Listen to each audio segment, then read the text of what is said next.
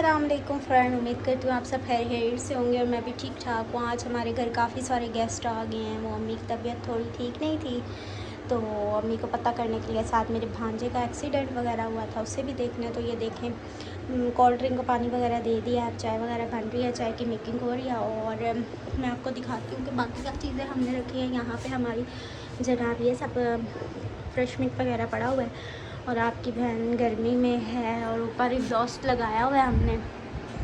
सो ये अपडेट है।